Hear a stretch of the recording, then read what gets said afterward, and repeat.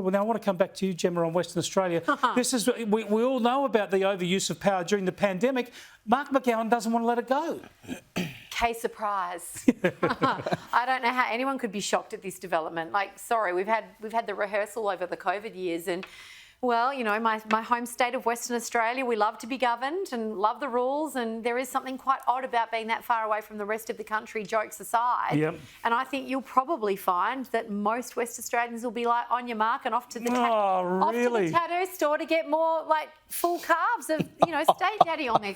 Well, I'm joking. Caleb, you've got I'm a different... not really joking. So I'm going to do the drive across to Nullarbor or fly into Perth as an interstate, you know, horrible Visigoth visiting Western Australia.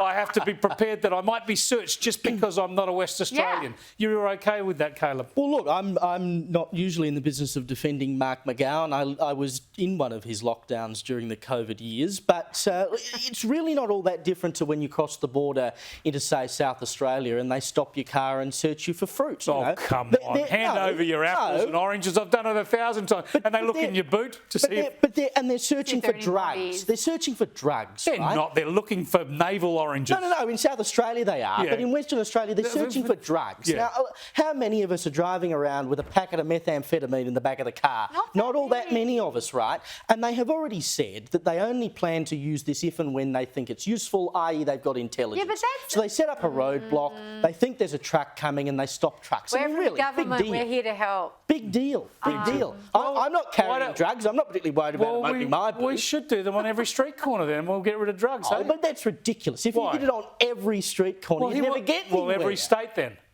Well, I couldn't care if they did it at every state border. Oh, good Lord. Hey, well, what's become of you? I think No, but if you drive through Yamba or Pinaroo in SA, where they can stop you to check for fruit, it's not always open. Sometimes it's open, sometimes it's not. Come back, come back into Italy from Switzerland, and if the weather's not good, they'll just wave you through.